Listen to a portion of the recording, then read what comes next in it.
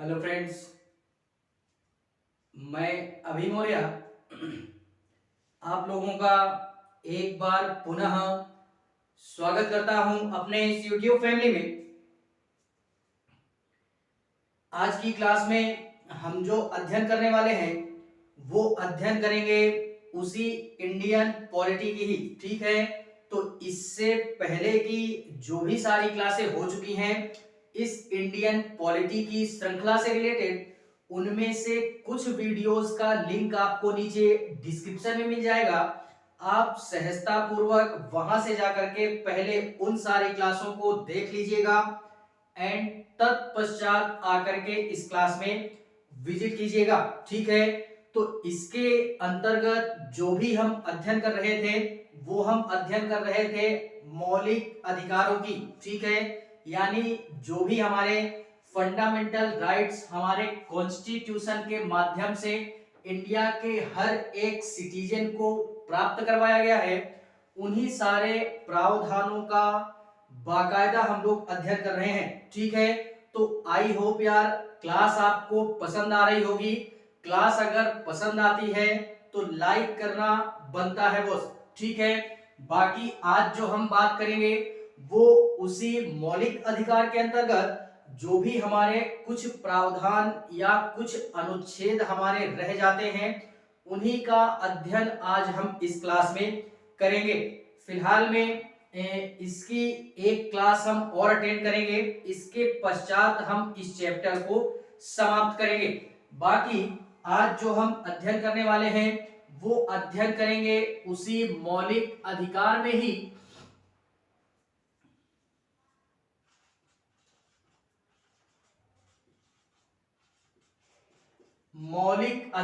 ही इससे पहले यार हम लोगों ने अध्ययन किया था कि जो भी हमारा समता या समानता का अधिकार आर्टिकल 14 से लेकर के 18 के मध्य में, उसी के पश्चात में हमारा आता है स्वतंत्रता का अधिकार। तो आज जो हमने बात करनी है इस क्लास के माध्यम से वो हम लोग बात वही करेंगे, अर्थात स्वतंत्रता के अधिकार की बात करेंगे। तो यहाँ पे हम नोट करने वाले नहीं हैं, फिलहाल में जो अध्ययन करेंगे वही हम बात यहाँ पे करेंगे, यानी स्वतंत्रता का अधिकार। इसी को आज हम छेड़ने का प्रयास करेंगे इस क्लास के माध्यम से। और भारतीय संविधान के अंतर्गत ये जो हमारा स्वतंत्रता का अधिकार या इसका जो प्रावधान किया गया है भारतीय संविधान के अंतर्गत, वो हमारा अनुच्छेद 19 से लेकर के 22 के मध्य में किया गया है। और इन मौलिक अधिकारों को पढ़ना यार हमारे लिए तो आवश्यक है ही यार। पढ़ने के साथ साथ भारत के हर एक सिटीजन को, भारत के हर एक नागरिक को इन अधिकारों को क्या करना चाहिए, जानना चाहिए। किस उद्देश्य से कि अगर भारत देश में हम रह रहे हैं तो हमारे ऐसे कौन कौन से अधिकार या नियम और कानून हमको प्राप्त करवाया गया है जिससे कि हमको इनसे रूबरू होना चाहिए।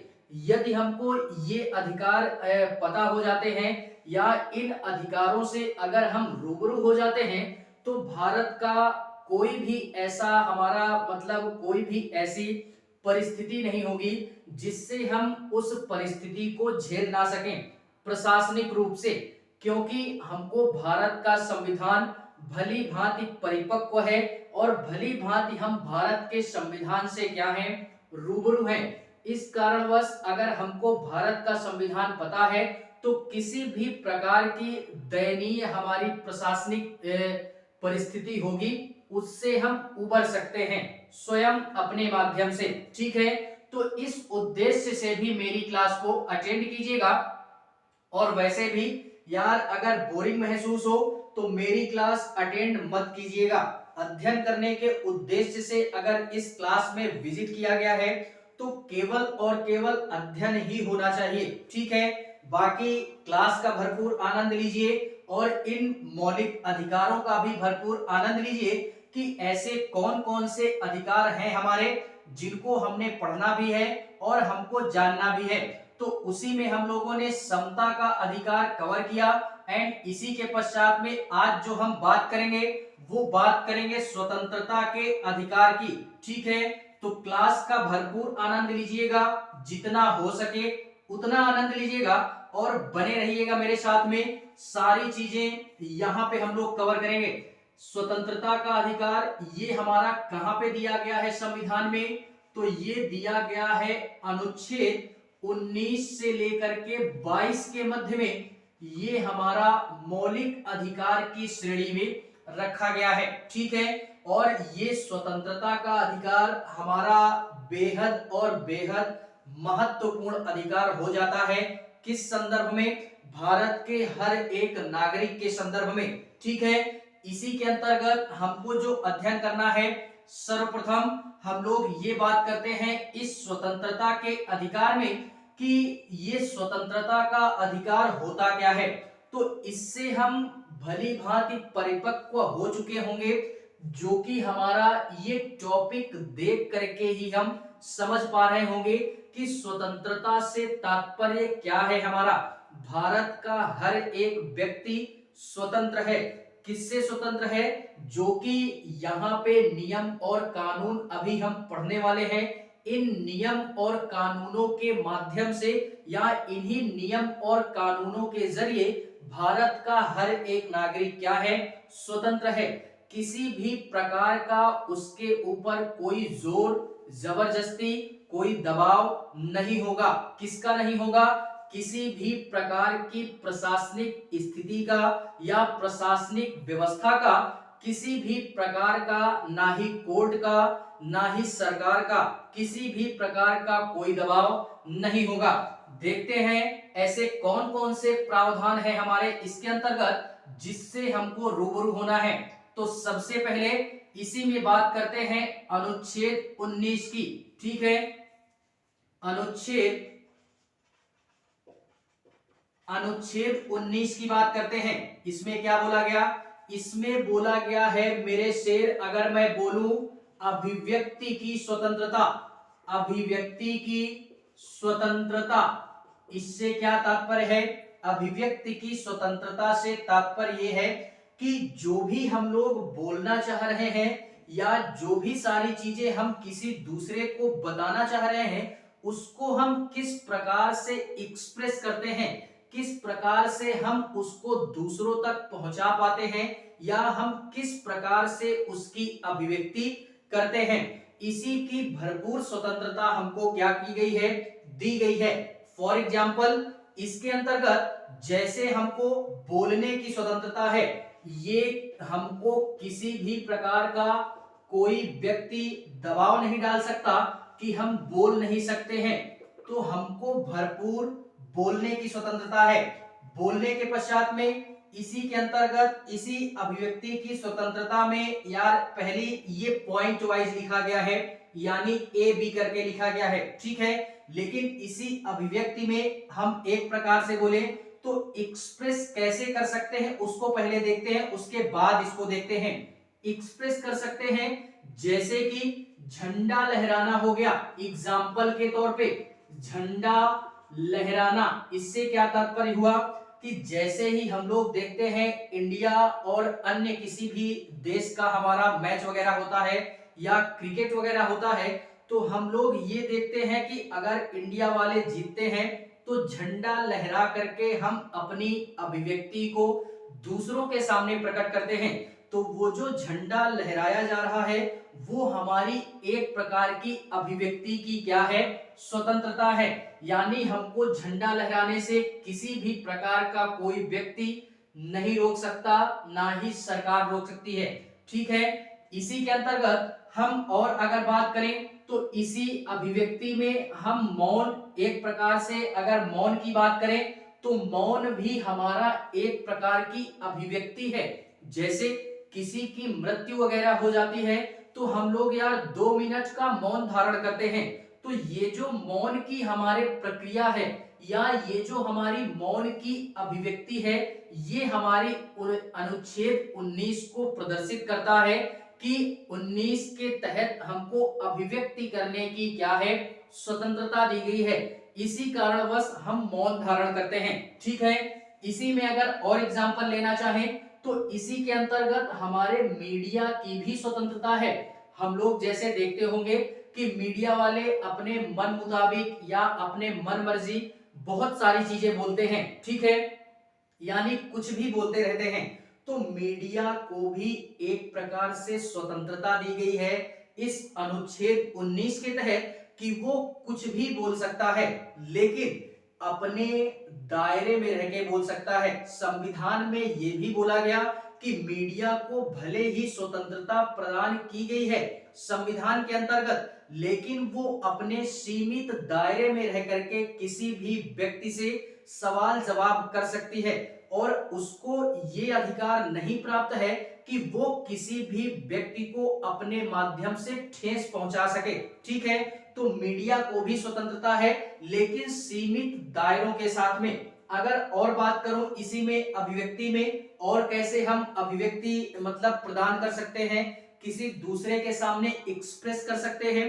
जैसे जैसे कि हमारा कभी कभी देखते होंगे कि इंडिया हो गया या अन्य किसी देश में हो गया, किसी नेता का कार्य हमको पसंद नहीं आता, तो जो भी उस देश के नागरिक होते हैं वो क्या करते हैं, उस नेता का पुतला वगैरह फूंक देते हैं, यानी पुतला वगैरह बनाते हैं और उसमें आग वगैरह लगा देते हैं।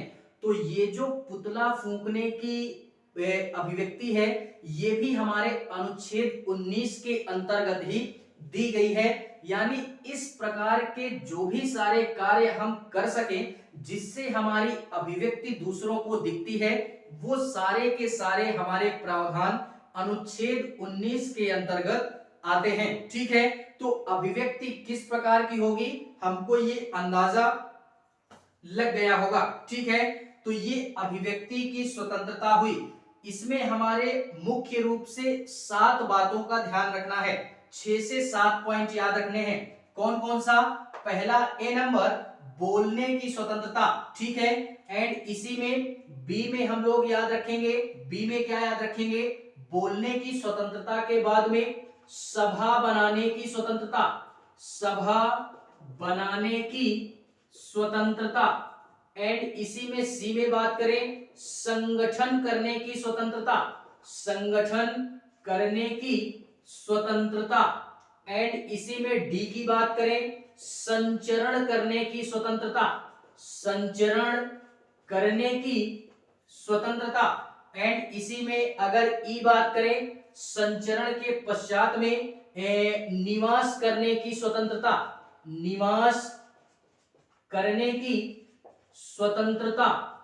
एंड इसी के पश्चात में अगर और बात करें, ई के बाद एफ की बात करें, तो इसी में आता है संपत्ति की स्वतंत्रता, संपत्ति की स्वतंत्रता। एंड इसी में जो लास्ट अध्ययन करना है, ई एफ एंड जी की बात करें तो व्यापार करने की स्वतंत्रता, व्यापार करने की स्वतंत्रता। देखो कितना बेहतरीन संविधान बनाया हमारे संविधान को निर्मित करने वालों ने। इस अनुच्छेद 19 के माध्यम से इतनी बड़ी बात बोल दी कि भारत का हर एक व्यक्ति अगर इस अनुच्छेद 19 को जानता है तो यार वो भारत में कहीं भी कुछ भी कर सकता है। इतना महत्वपूर्ण अनुच्छेद है हमारा, ठीक है। जैसे बोलने की स्वतंत्रता, यानी हम भरपूर बोल सकते हैं, किसी भी प्रकार की कोई रोक टोक नहीं है। हम लोग देखते होंगे गांव वगैरह में आज भी ऐसा मतलब एक प्रकार से बोले तो प्रतिद्वंद टाइप में बना है कि एक पूर्वाग्रह टाइप में बना है कि अगर कोई भी हमारा प्रशासनिक अधिकारी या कोई पुलिस वाला ही अगर गांव वगैरह क्षेत्र में चला जाता है तो आम नागरिक बेचारे उनके सामने बोल ही नहीं पाते हैं, ठीक है। क्यों? ऐसा क्यों? क्योंकि उनके मन में एक डर बना हुआ है कि ये जो पुलिस वाले हैं इनके संदर्भ में एक प्रकार से बोले तो डर ही बना है, ठीक है। और दूसरी बात ये कि उनको अपने अधिकार नहीं पता है, ठीक है। अगर उनको अपना अधिकार पता होता तो वो ना ही पुलिस वाले से डरेंगे, ना ही किसी भी प्रकार का हमारी कोई भी अगर प्रशासनिक अधिकारी आता है तो उससे मुंह तोड़ बात करेंगे। लेकिन अब यहाँ पे बोलने की स्वतंत्रता दी गई है तो इसका मतलब ये नहीं है कि कुछ भी बोलेंगे यार, किसी को हम अपशब्द भी नहीं बोल सकते हैं। यानी अपने सीमित दायरे में रह करके जिस भी मतलब एक प्रकार से बोलने का जो लहजा होता है उस संदर्भ में हम कुछ भी बोल सकते हैं। ठीक है, तो ये पहला अधिकार हमारा आता है 19 के ए में। ठीक है, बोलने की स्वतंत्रता। दूसरी, सभा बनाने की स्वतंत्रता। सभा बनाने से तात्पर्य यह है कि अगर हम किसी भी प्रकार का ग्रुप वाइज, यानी अगर हम लोग अच्छा बोलना जानते हैं तो जाहिर सी बात है अगर हमको कुछ करना होगा तो हम एक कमेटी भी बना सकते हैं, यानी एक सभा का निर्माण भी कर सकते हैं। तो ये सभा बनाने की भी स्वतंत्रता हमको दी गई है। ठीक है, इसी के पश्चात में ये तीसरा बोल रहा है संगठन की स्वतंत्रता। संगठन से तात्पर्य यह है कि बोलने की भी स्वतंत्रता मिल गई, सभा बनाने की भी स्वतंत्रता मिल गई। अब ये जो संगठन है इससे तात्पर्य यह है कि हम लोग देखते होंगे कि कभी कभार जो भारत के ही नागरिक हैं या किसी अन्य देश के नागरिक हैं, अगर वो सरकार से परेशान हो जाते हैं या सरकार अगर उनकी मांगों को पूरी नहीं करती है तो लोग आंदोलन वगैरह करते हैं। तो ये जो आंदोलन करते हैं ये किसके माध्यम से करते हैं यार? हर एक व्यक्ति को, भारत देश का संविधान पढ़ रहे हैं तो भारत के संदर्भ में ही बात करेंगे, तो भारत के हर एक व्यक्ति को आंदोलन करने की भरपूर स्वतंत्रता दी गई है कि आपको अगर किसी भी प्रकार का सरकार का कोई कार्य पसंद नहीं आता है तो आप यार एक संगठन टाइप में बनाइए और भरपूर आप उसका विरोध कर सकते हैं, जो कि यार हम लोग देखते भी हैं कि आंदोलन वगैरह होता रहता है। और हाँ, आंदोलन करना जायज तभी होगा जब आप किसी भी प्रकार का उस आंदोलन में आपराधिक कृत्य नहीं करते हैं। अगर किसी भी प्रकार का आपराधिक कृत्य आप उस आंदोलन के माध्यम से करते हैं जिससे को देश को क्षति पहुंचती है, देश के साथ साथ अन्य व्यक्तियों को भी क्षति पहुंचती है या देश की संपत्ति को हमारे क्षति पहुंचती है, तो फिर इस संदर्भ में हमारी जो भी प्रशासन है वो आप पे कड़ी से कड़ी कार्रवाई करेगी। जैसे हम लोग देखते भी हैं कि यार आंदोलन वगैरह होता है तो उसमें काफी सारे माहौल हमारा गर्म हो जाता है, तो पुलिस को या जो भी हमारा प्रशासनिक बल होता है वो फिर मजबूरन उस आंदोलन में लाठीचार्ज भी करता है, गैस के गोले वगैरह भी छोड़ता है उस आंदोलन को समाप्त करने के लिए। ठीक है, तो आपराधिक कृत्य अगर नहीं होता तो आप आंदोलन कर सकते हैं, आपराधिक कृत्य हुआ तो प्रशासनिक व्यवस्था अगर बिगड़ी तो फिर प्रशासन शांत रहने वाली नहीं है। ठीक है, तो संगठन बनाने की स्वतंत्रता, इसी के पश्चात में संचरण करने की स्वतंत्रता, अर्थात पूरे भारत देश में आप कहीं भी घूम सकते हैं, चारों तरफ किसी भी प्रकार की रोक टोक नहीं है। ऐसा नहीं है कि आप अगर यूपी के क्षेत्र में पैदा हुए हैं तो बिहार नहीं जा सकते, राजस्थान नहीं जा सकते, उत्तराखंड नहीं जा सकते, ऐसा कोई भी प्रतिबंध नहीं है। आप पूरे के पूरे भारत देश में कहीं भी चारों तरफ घूम सकते हैं, ये भी हमको भरपूर स्वतंत्रता दी गई है अनुच्छेद 19 के डी में। ठीक है, इसी के पश्चात में ई में क्या बोल रहा है? निवास करने की स्वतंत्रता, अर्थात पूरे भारत देश में जहां भी आपको जो भी स्थान पसंद आता है आप वहां पे जाकर के मूलतः निवास कर सकते हैं, किसी भी प्रकार की कोई परेशानी नहीं होगी। किसी भी क्षेत्र में जाकर के आप अपना निवास कर सकते हैं और अपना जीवन निर्वहन कर सकते हैं। ठीक है, तो निवास करने की भी स्वतंत्रता, पूरे इंडिया में कहीं भी हम लोग रह सकते हैं। इसी के पश्चात में एफ में आता है संपत्ति का अधिकार। यहाँ पे मैं दो चीजें बताना चाहूंगा। संपत्ति के अधिकार में हम लोग एक प्रकार से मेरी बातों को समझना, ये हमारा 19 के एफ में दिया है संपत्ति का अधिकार। ठीक है, एक संपत्ति का अधिकार यहाँ पे है और हम लोगों ने मौलिक अधिकार जब चैप्टर पढ़ना आरंभ किया था तो हम लोगों ने बात की थी कि जो हमारे टोटल मूल अधिकार हैं वो मूल संविधान में 7 अधिकार थे, जिसमें से 44वें संविधान संशोधन 1978 द्वारा मोरारजी देसाई की सरकार में हमारे उस संपत्ति के अधिकार को समाप्त कर दिया गया था, अर्थात जो अनुच्छेद 31 में है और ये अनुच्छेद 19 के एफ में है। ठीक है, तो इसको भी समाप्त किया गया 44वें संविधान संशोधन द्वारा और अनुच्छेद 31 को भी समाप्त किया गया, जो कि अब ये मूल अधिकार की श्रेणी में ना होकर के इसको कानूनी अधिकार की श्रेणी में डाल दिया गया, अर्थात 300A में इसको डाल दिया गया कानूनी अधिकार की श्रेणी में। अब इससे क्या तात्पर्य है, कैसे समझेंगे कि ये संपत्ति वाला बोल रहा है कि शुरू अनुच्छेद 31 वाला संपत्ति बोल रहा है। तो एक बात मेरी यहाँ पे ये याद रखना कि हम जो भी संपत्ति अर्थात जो भी जमीन जायदाद अगर हम खरीदते हैं, यानी अपने जीवन निर्वाहन करने के लिए या कुछ भी करने के लिए अगर हम संपत्ति खरीदते हैं, तो वो संपत्ति की बात की जाएगी, ये वाले संपत्ति की 19 के एफ की संपत्ति की बात करेंगे। ठीक है, लेकिन जो हमको पुश्तैनी जमीन जायदाद मिली है, जो हमको खानदानी रियासत मिली हुई है जमीन जायदाद के तौर पे, तो वो हम अनुच्छेद 31 को समझेंगे। ठीक है, तो दोनों में कंफ्यूजन क्रिएट नहीं होनी चाहिए, दोनों में डिफरेंस क्या है ये भी याद रखना। और इसको संपत्ति के अधिकार को कानूनी अधिकार में क्यों डाला गया, तो इसका भी एक रीजन था। रीजन ये था इसको समाप्त करने का कि लोग इसका फायदा उठाते थे। फायदा कैसे उठाते थे, यानी जो आम जनता है भारत देश की, वो इस अधिकार को लेकर के बड़ा ही सरकार से फायदा उठाती थी। जैसे कि मान लो अभी हम लोग अगर बात करें वर्तमान की स्थिति की, सरकार को रोड वगैरह बनानी है, तो सड़कों के किनारे जो हमारे घर बने होते हैं, ये क्या है, पर्सनल आम व्यक्ति की संपत्ति ही ना है। तो इस संपत्ति को मूल अधिकार की श्रेणी से इसी कारणवश हटाया गया कि अगर मान लो रोड हमको बनानी है और रोड का चौड़ीकरण करना है, तो क्या वो जो हमारा मकान बना हुआ है व्यक्ति का, वो तो तोड़ने देगा नहीं। क्यों, क्योंकि वो उसका मूल अधिकार है, और मूल अधिकार वो होता है जिसमें ना ही सरकार हस्तक्षेप करती है, ना ही किसी प्रकार का कोई व्यक्ति हस्तक्षेप करता है।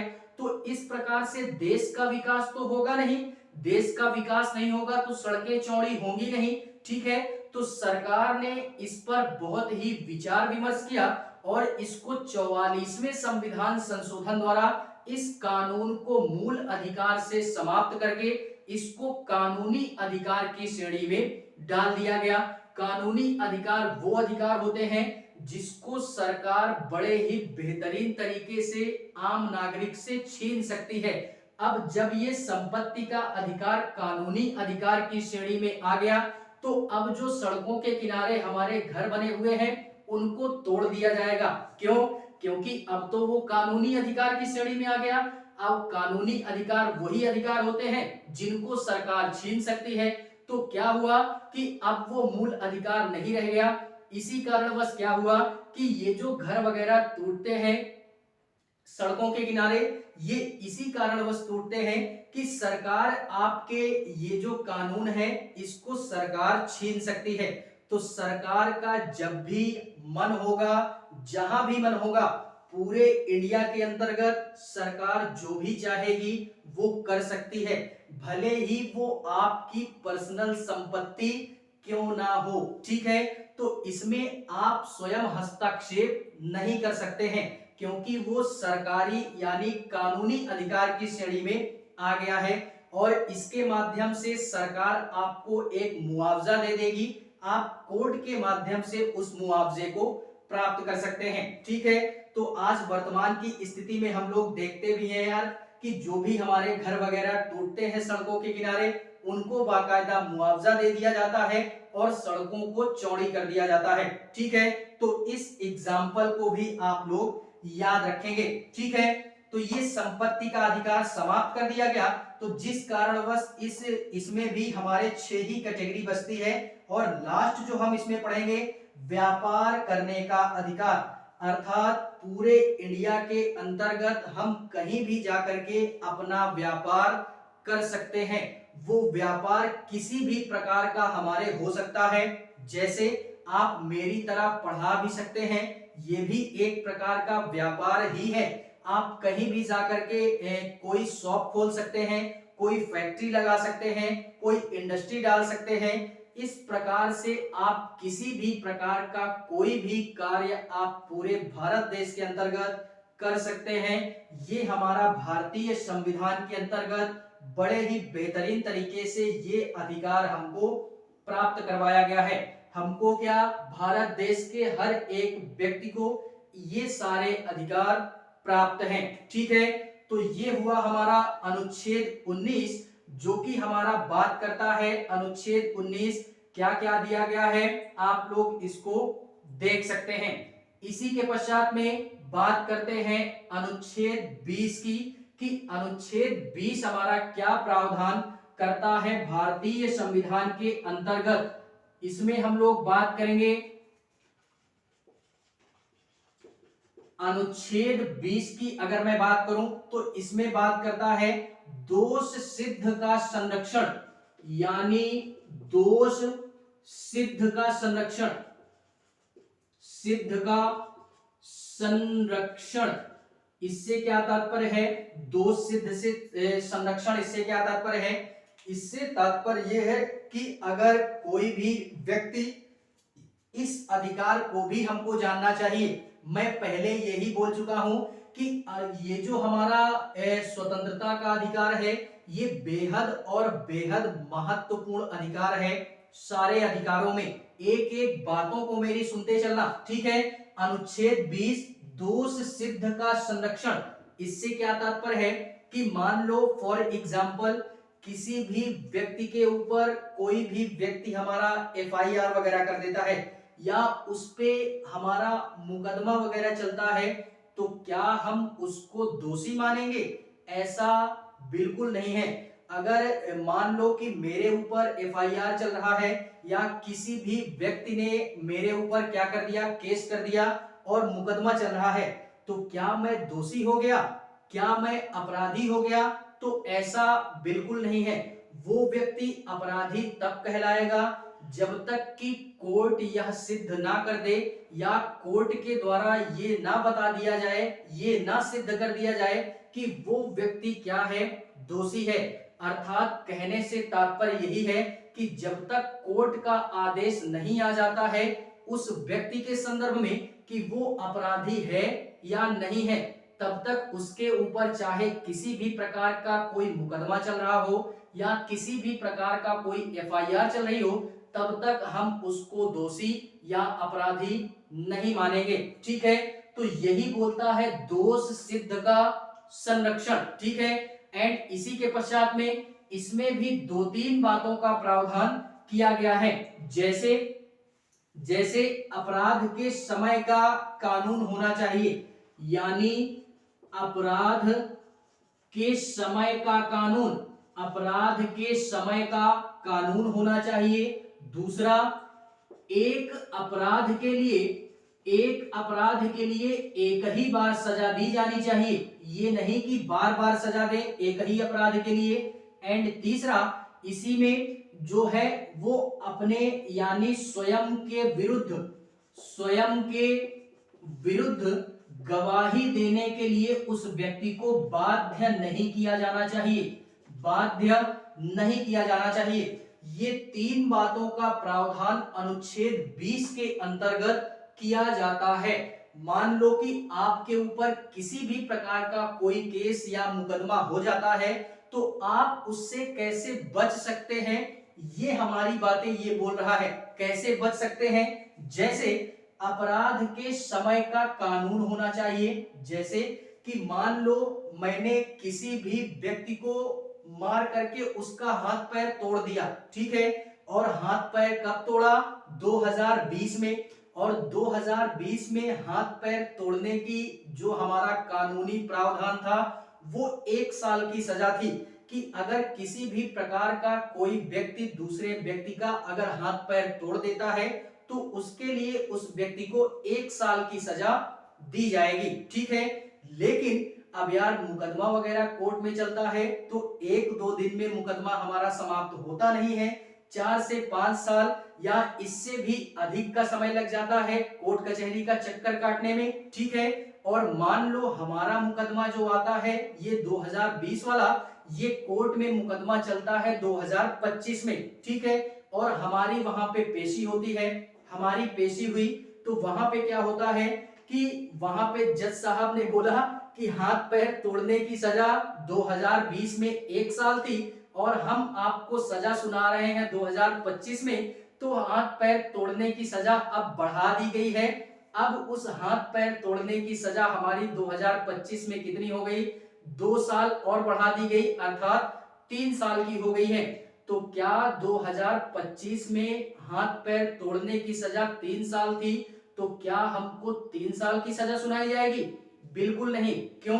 क्योंकि हमने अपराध किया 2020 में, उस समय हाथ पैर तोड़ने की जो भी हमारा कानून था वो 1 साल का था, तो हमको जो सजा सुनाएगा कोर्ट वो 1 साल का ही सुनाएगा, क्योंकि अपराध हमने 2020 में किया है ना कि 25 में। 25 में भले ही उसका समय अवधि बढ़ा दी गई हो।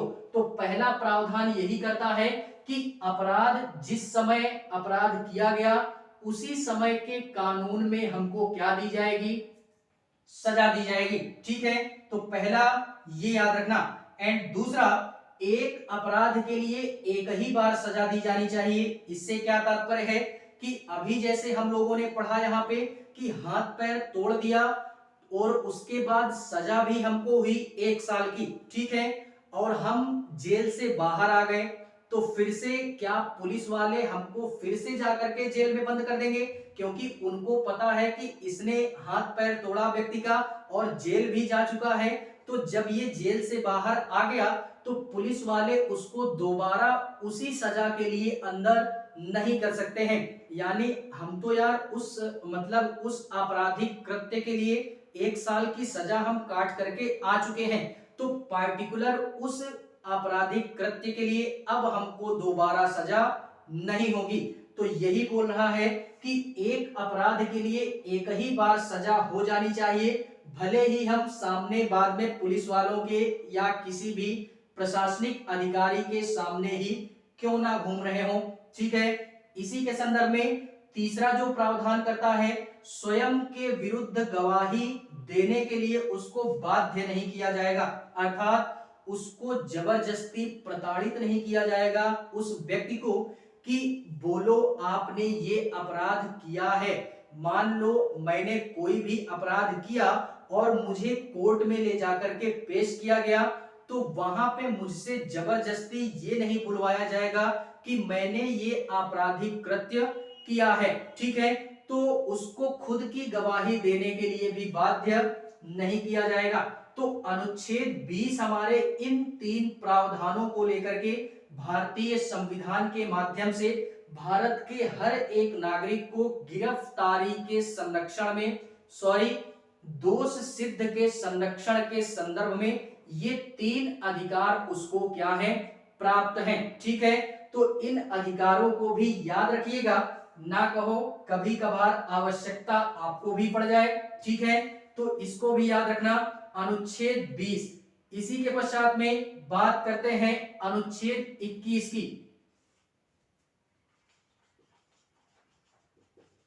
अनुच्छेद 21 की बात करते हैं। अनुच्छेद 21 क्या बोल रहा है?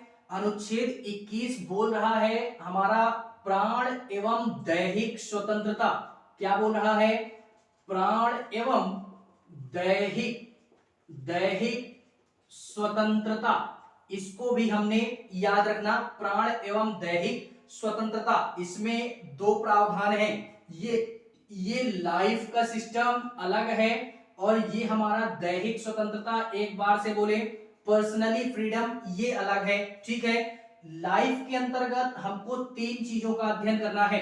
पहला पर्यावरण पर्यावरण, दूसरा आत्महत्या का अध्ययन करेंगे, एंड तीसरा आत्महत्या के पश्चात में इसी में बात आ जाती है स्वास्थ्य की।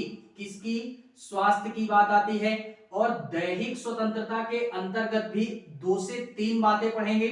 जैसे एकांतवास की बात करेंगे, एकांतवास, और उसके पश्चात में विदेश भ्रमण की बात करेंगे, और इसी के पश्चात में विदेश भ्रमण के पश्चात में बात करेंगे हम एक प्रकार से बोले एडवाइजरी की बात करेंगे, सॉरी एक प्रकार से बोले एडल्ट्री की बात करेंगे, या जिसको हम लोग एडल्ट्री हिंदी में इसको व्यभिचारी बोलते हैं, व्यभिचारी एडल्ट्री बोलते हैं। एंड इसी के पश्चात में एक इसी में और आता है विदेश भ्रमण, एकांतवास, व्यभिचारी, एंड इसी में निजता का अधिकार आता है, ठीक है, यानी जिसको हम प्राइवेसी बोलते हैं, इसको समझते हैं। ये क्या बोल रहा है अनुच्छेद 21। इतनी सारी बातें हमको इस अनुच्छेद 21 में याद रखना है। अगर प्राण की बात करें यानी लाइफ की, तो इसमें 3 चीजों का प्रावधान किया गया है, पर्यावरण, आत्महत्या एंड स्वास्थ्य की। इसमें ये बोल रहा है कि हर एक व्यक्ति अपना जीवन जीने के लिए क्या है, स्वतंत्र है। अगर वो 18 वर्ष का हो जाता है तो वो अपना जीवन यापन किसी भी प्रकार से किसी भी अभिव्यक्ति में जी सकता है। किसी भी प्रकार का कोई जोर जबरदस्ती दबाव उस पे नहीं होगा, किसी का भी नहीं होगा, ना ही किसी सरकार का, ना ही किसी पार्टिकुलर व्यक्ति का, ना ही हमारे फैमिली का। पार्टिकुलर व्यक्ति मतलब पार्टिकुलर व्यक्ति, ये व्यक्ति के स्वयं के खुद के अधिकार हैं, भारत के हर एक नागरिक के अधिकार हैं, ठीक है। तो ये हमारा प्राण से यही बोल रहा है कि हर एक व्यक्ति को जीवन जीने का अधिकार अपने मन मुताबिक है। कोई भी व्यक्ति अपने मन मुताबिक अपना जीवन यापन कर सकता है भारत देश के अंतर्गत, क्योंकि संविधान पढ़ रहे हैं भारत देश का, ठीक है। इसमें 3 चीजों का प्रावधान किया गया, पर्यावरण, आत्महत्या एंड स्वास्थ्य। पर्यावरण से तात्पर्य है कि अगर पर्यावरण से हमको किसी भी प्रकार की कोई क्षति पहुंचती है तो फिर उस पे सरकार कदम उठाएगी, या प्रशासनिक जो भी व्यवस्था है हमारी वो उस पे कार्य करेगी। अब पर्यावरण से कैसे खतरा हमको, पर्यावरण से खतरा इस कारणवश कि हम लोग देखते होंगे सड़कों पे जो बाइक वगैरह चलती हैं या जो भी हमारी हैवी गाड़ियां चलती हैं, उनमें से जो कुछ गाड़ियां होती हैं काफी पुरानी हो जाती हैं, तो उनसे जो भी हमारा धुआं वगैरह निकलता है काफी ज्यादा निकलता है। तो इस संदर्भ में पर्यावरण हमारा प्रदूषित हो रहा है, तो सरकार क्या करती है कि उन गाड़ियों को, उन वाहनों को उठवा लेती है। क्यों उठवाती है? इसी कारणवश उठवाती है कि उससे पर्यावरण को क्षति पहुंचती है और पर्यावरण के माध्यम से व्यक्ति को भी क्षति पहुंचती है। तो इस कारणवश उन गाड़ियों को उठवा लिया जाता है सरकार के द्वारा, ठीक है। तो ये पर्यावरण के संदर्भ में हुआ।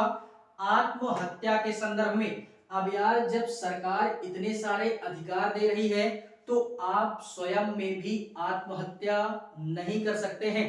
देखते होंगे कि व्यक्तियों को आत्महत्या करने से रोका जाता है। यार जब दूसरे आपको कोई क्षति नहीं पहुंचा सकता तो आप अपने स्वयं को भी क्षति नहीं पहुंचा सकते हैं। आत्महत्या का कानून धारा 309 के तहत ये एक कानूनी मतलब क्या है, आपराधिक कृत्य है। आईपीसी की धारा 309 के तहत ये हमारा आपराधिक कृत्य माना जाता है। तो आप यार स्वयं में आत्महत्या भी नहीं कर सकते हैं, ये भी एक प्रकार का आपराधिक कृत्य है या गैर कानूनी है, ठीक है। इसी के पश्चात में ये स्वास्थ्य के संदर्भ में बात करें तो सरकार आजकल हम लोग देखते भी हैं, या जो भी हमारा जिस समय पे कोरोना वगैरह चल रहा था तो सरकार स्वास्थ्य को लेकर के भी सजग थी। भारत के हर एक नागरिक को फ्री में देखो टीके वगैरह दिए जा रहे थे। कोरोना के टीके या जो कोरोना की वैक्सीन लग रही थी, ये क्यों लगाई जा रही थी? क्योंकि भारत देश का जो भी हमारा सर्वोच्च है उनके द्वारा ये भी चीजें बोली गई हैं और संविधान में भी बाकायदा प्रावधान किया गया है कि भारत के हर एक नागरिक को क्या करना होगा, सरकार के द्वारा उनको स्वस्थ बनाना होगा। तो सरकार इसी कारणवश कोरोना का टीका क्या कर रही थी, फ्री में वैक्सीनेशन कर रही थी। ठीक है, तो वो स्वास्थ्य का हमारे क्या कर रही थी सरकार, ध्यान रख रही थी। तो ये हमारे जीवन से जुड़े हुए कुछ अधिकार हैं जो कि अनुच्छेद 21 के माध्यम से भारत के हर एक नागरिक को दिया गया है। इसी में ये जो दैहिक स्वतंत्रता है, ये क्या बोलता है, दैहिक स्वतंत्रता बोलता है एकांतवास, अर्थात अगर किसी भी व्यक्ति को एकांत में रहना पसंद है, भीड़ भाड़ वाली जगह उसको नहीं पसंद है, तो वो व्यक्ति अपना अकेले में मस्त रह सकता है, अकेले में अपने जीवन का आनंद ले सकता है, ये उसको स्वतंत्रता दी गई है। साथ ही साथ उसको विदेश भ्रमण करने की भी स्वतंत्रता है। व्यभिचारी से क्या तात्पर्य है, व्यभिचारी अर्थात एडल्ट्री, इससे तात्पर्य यह है कि फॉर एग्जाम्पल आजकल हम लोग देखते हैं कि कोई भी हमारा एक प्रकार से बोले तो इस कानून को समाप्त कर दिया गया है हमारा, ये हमारा एक प्रकार से बोले तो एडल्ट्री से तात्पर्य ये है किसी की पर्सनल लाइफ में छेड़छाड़ करना, यानी एकदम बेहतरीन तरीके से, जैसे कि किसी दूसरे की वाइफ है और हम लोग उसके साथ संबंध बनाना चाहें, तो वो अगर महिला संबंध रखती है तो इस संदर्भ में कोर्ट का कहना यह है कि इस संदर्भ में महिला को दोषी नहीं माना जाएगा, व्यक्ति को दोषी माना जाएगा। लेकिन बाद में चल करके एक हमारा कानून बनाया गया जिसमें ये बोला गया कि अगर किसी भी शादीशुदा महिला के साथ में कोई भी व्यक्ति अगर संबंध बनाता है तो ये आपराधिक कृत्य की श्रेणी में नहीं आएगा, क्योंकि वो जीवन जीने का अधिकार है यार, अनुच्छेद 21 हमारा पूरी तरीके से बोल रहा है।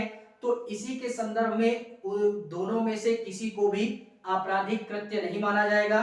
और हाँ, उसका अगर रियल हस्बैंड अगर हमारे पास कोई अर्जी लेकर के आता है वाइफ के संदर्भ में, तो हम उसको वहां से भगा देंगे, हम उसकी बात नहीं मानेंगे, क्योंकि स्त्री और पुरुष दोनों के आपसी सहमति से संबंध हमारा बनाया गया है। ठीक है, लेकिन यहाँ पे एक बात ये बोल दी गई कि वो व्यक्ति चाहे तो तलाक ले सकता है।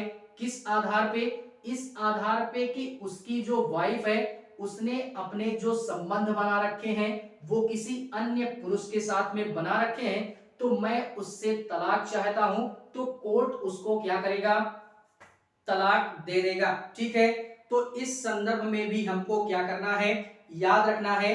फिलहाल में इसको समाप्त कर दिया गया है। ठीक है, इसी के पश्चात में ये हमारा व्यभिचारी है। ठीक है, इसी में निजता का अधिकार यानी प्राइवेसी का अधिकार, यानी किसी भी व्यक्ति को अपने पर्सनल लाइफ में प्राइवेसी का भी अधिकार है, भले ही वो क्यों वाइफ और हस्बैंड ही क्यों ना हो, माता और पिता ही क्यों ना हो, भाई और बहन ही क्यों ना हो, सबकी अपनी अपनी पर्सनल लाइफ है। व्यक्ति अगर चाहेगा तो किसी के साथ शेयर करेगा, नहीं चाहेगा तो शेयर भी नहीं करेगा। मान लो मेरे मोबाइल का या मेरे फोन का पैटर्न मुझे पता है, तो मैं यार अगर आपको नहीं बताना चाहता हूं तो मैं उसको कतई नहीं बताऊंगा, आप चाहे जो भी करें। तो क्या आप कोर्ट में केस करोगे जाकर के कि ये मुझे अपने मोबाइल का पैटर्न नहीं बता रहा, यार वो तो मेरी प्राइवेसी है, स्वयं की है।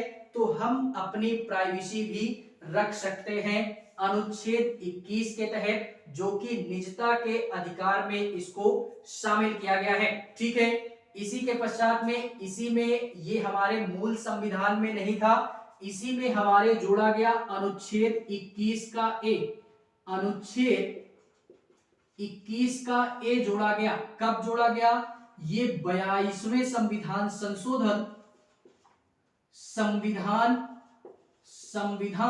संशोधन कब जोड़ा गया, 2002 में जोड़ा गया। ठीक है, 2002 में क्या जोड़ा गया, ये जोड़ा गया कि हमारा एक प्रकार से जो भी हमारे 6 वर्ष से 14 वर्ष के बच्चे हैं, इनको निःशुल्क रूप से क्या दी जाएगी, शिक्षा दी जाएगी, सरकार के द्वारा निःशुल्क रूप से शिक्षा दी जाएगी। और इसी में बात की गई है 0 से लेकर के 6 वर्ष की भी बात इसमें कर दी गई है कि 0 से लेकर के 6 वर्ष के जो भी हमारे बच्चे होते हैं, सरकार उनके स्वास्थ्य का ध्यान रखेगी, उनके पोषण का भी ध्यान रखेगी। तो ये सारे कार्य सरकार के द्वारा किए जाएंगे। ठीक है, तो ये हमारा मूल संविधान में नहीं था, इसको जोड़ दिया गया है हमारा, देख लीजिएगा आप लोग। ठीक है, इसी के पश्चात में लास्ट विधि में जो बचता है वो हमारा बचता है अनुच्छेद 22।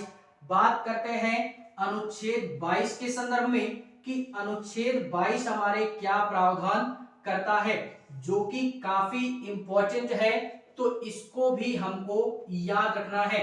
अनुच्छेद 22 के संदर्भ में ये क्या बोल रहा है, गिरफ्तारी से संरक्षण, गिरफ्तारी से संरक्षण अर्थात किसी भी व्यक्ति को अगर गिरफ्तार किया जाता है तो वो किस आधार पे गिरफ्तार किया जाता है और उससे हमको कैसे बचना चाहिए, ये सारी चीजों का प्रावधान अनुच्छेद 22 हमारा भारतीय संविधान में प्रावधान करता है।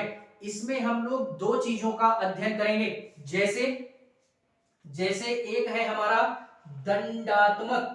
दंडात्मक कृत्य, एक हो गया हमारा, और एक हमारा इसी में आता है निवारक निरोध करके आता है, निवारक निरोध। ठीक है, दंडात्मक एंड निवारक निरोध, प्रिवेंटिव डिटेंशन बोलते हैं, और इसको हम लोग एक प्रकार से बोले दंडात्मक, इसको क्या बोलते हैं, दंडात्मक डिटेंशन टाइप में बोलते हैं।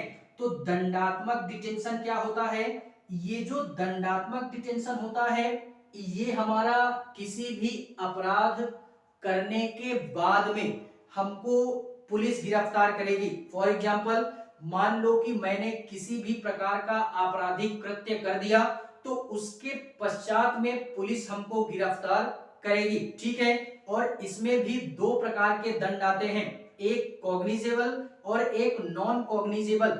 कॉग्निजेबल कृत्य वो होते हैं जिसमें छोटे मोटे आपराधिक कृत्य आते हैं, किसी को मार दिया, चोरी कर लिया, हाथ पैर तोड़ दिया, तो ये हमारे कॉग्निजेबल क्या होते हैं, ये कॉग्निजेबल कृत्य होते हैं। और एक नॉन कॉग्निजेबल होता है जिसमें बड़े बड़े आपराधिक कृत्य आते हैं, रेप हो गया, मर्डर हो गया, छीना झपटी हो गई, इस प्रकार के जितने भी हमारे कृत्य होंगे वो नॉन कॉग्निजेबल में आएंगे। और कॉग्निजेबल कृत्य में पुलिस क्या करेगी, वारंट दिखा करके गिरफ्तार करेगी, और नॉन कॉग्निजेबल में बिना वारंट के आपको गिरफ्तार कर लिया जाएगा। पुलिस पूछेगी नहीं, आपने मर्डर कर दिया, रेप वगैरह कर दिया, तो पुलिस ये थोड़ी ना पूछेगी कि हम आपको गिरफ्तार करें कि ना करें, वो आएगी और सीधा उठा लेगी। लेकिन चोरी वगैरह किया, किसी को मार दिया, हाथ पैर तोड़ दिया, तो इसमें फिर पुलिस को वारंट लाना पड़ेगा, यानी एक सहमति पत्र लाना पड़ेगा कोर्ट वगैरह से, उसको दिखा करके उसके पश्चात में आपकी गिरफ्तारी होगी। ठीक है, तो ये हमारा दंडात्मक टाइप में करके आता है। और ये जो निवारक निरोध होता है, इस निवारक निरोध में बात करें तो इसमें उस प्रकार के व्यक्तियों को रखा गया है कि जिनके होने से ही समाज में अव्यवस्था फैलती है, यानी इनको शक के आधार पे पुलिस क्या करेगी, गिरफ्तार कर लेगी। पुलिस को अगर ये शक हो गया, या जो भी हमारे प्रशासनिक अधिकारी हैं उनको अगर ये शक हो जाता है या संदेह हो जाता है कि इस व्यक्ति के रहने से समाज में अव्यवस्था की स्थिति फैलती है, तो फिर उस व्यक्ति को उठा लिया जाता है। और इसके अंतर्गत पुलिस 3 महीने तक अपने रिमांड में रख सकती है, और कभी कभी तो 3 महीने से ज्यादा भी वो अपने रिमांड में रख सकती है। किसी भी प्रकार का कोई व्यक्ति उसमें छेड़छाड़ नहीं कर सकता, और छेड़छाड़ करेगा भी तो उस राज्य का जो राज्यपाल होगा, उसकी जो एडवाइजरी कमेटी होगी, उसकी सहमति के बिना उस व्यक्ति को छोड़ा नहीं जाएगा। अगर वो कह देंगे इसको छोड़ना चाहिए तो पुलिस छोड़ देगी, और अगर वो कहेंगे कि अभी मत छोड़िए, समाज में इसके रहने से अव्यवस्था फैलती है, इसको और अधिक दिनों तक रखिए, तो फिर पुलिस उसको और अधिक दिनों तक अपने रिमांड में लिए रहती है। लेकिन कम से कम 3 महीने तक तो रखेगी ही रखेगी, ठीक है। और इसमें 2-3 बातों का प्रावधान और रखना। पहला, वारंट दिखा करके गिरफ्तार करेगी। दूसरा, अगर किसी भी व्यक्ति को गिरफ्तार किया गया है तो उसको 24 घंटे के अंदर मजिस्ट्रेट के सामने अर्थात जज के सामने उसको पेश करना पड़ेगा, अन्यथा पुलिस वालों के ऊपर हमारा किसी भी प्रकार का कोई कृत्य किया जा सकता है, ठीक है। और इस 24 घंटे में क्या किया जाएगा कि आने जाने का समय नहीं जोड़ा जाएगा। और एक बात यहाँ पे ये नोट करना, जैसे कि आज मैंने अपराध किया 10 बजे, तो कल 10 बजे तक मुझे कोर्ट में पुलिस वालों को पेश करवाना पड़ेगा। अगर वो 10 बजे के पश्चात पेश करवाते हैं तो फिर वो उनकी गलती है। आने जाने का रास्ते में जो समय लगेगा, इस समय को उस 24 घंटे के अंदर काउंट नहीं किया जाएगा, ठीक है। और एक बात याद रखना कि छुट्टी को भी काउंट नहीं किया जाएगा। जैसे कि कोर्ट वगैरह संडे को बंद होता है तो फिर उस छुट्टी को भी काउंट नहीं किया जाएगा, ठीक है। इसी के पश्चात में उस व्यक्ति को जिसको गिरफ्तार किया गया है इस दंड वाले में, नॉर्मली दंड में, तो उस व्यक्ति को क्या किया जाएगा, अपने मन मुताबिक वकील चुनने का भी प्रावधान किया गया है कि वो जो व्यक्ति गिरफ्तार हुआ है वो अपने मन मुताबिक वकील चुन सकता है, अच्छे से अच्छा वकील चुन सकता है, बड़ा से बड़ा वकील चुन सकता है कि वो उसका मुकदमा कोर्ट में लड़ सके, ठीक है। और अगर उसकी हैसियत नहीं है बड़े से बड़ा वकील मतलब हायर करने की, तो फिर सरकार उसको अपना वकील देती है, अर्थात उसको सरकारी वकील मुहैया कराया जाता है। और हम तो यार ये चीज जानते ही हैं कि इंडिया के अंतर्गत अगर कोई भी गवर्नमेंट व्यक्ति है तो वो आम व्यक्तियों के साथ में किस तरीके का व्यवहार करता है। सरकारी वकील होता है, ज्यादातर जो सरकारी वकील होते हैं वो मुकदमा हार जाते हैं। ऐसा क्यों? क्योंकि यार वो जानते हैं कि हमको इस व्यक्ति से मिलने वाला कुछ है नहीं, हमको जो मिलता है वो सरकार से मिलता है, तो हम फालतू की मगजमारी क्यों करें इसमें। तो जो सरकारी वकील होते हैं वो आमतौर पर केस वगैरह ज्यादा जीतते नहीं हैं, हार ही जाते हैं, ठीक है। वो इसी कारणवश हारते हैं। तो ये सारी चीजें इसमें भी याद रखना, दंडात्मक में भी, ठीक है। तो ये था फिलहाल में हमारा मौलिक अधिकार का स्वतंत्रता का अधिकार, जो कि अनुच्छेद 19 से 22 के मध्य में भारतीय संविधान के अंतर्गत संविधान के निर्माताओं ने बड़े ही बेहतरीन तरीके से निर्मित किया है और बड़ा ही बेहतरीन संविधान बनाया। मुझे तो यार पढ़ करके आनंद आ गया, ठीक है। फिलहाल में आज के लिए बस इतना ही। क्लास अगर अच्छी लगे तो लाइक करें, कमेंट करें और चैनल को सब्सक्राइब जरूर करें। बाकी मिलते हैं इसी मौलिक अधिकार की श्रेणी में किसी अन्य क्लास में। तब तक के लिए जय।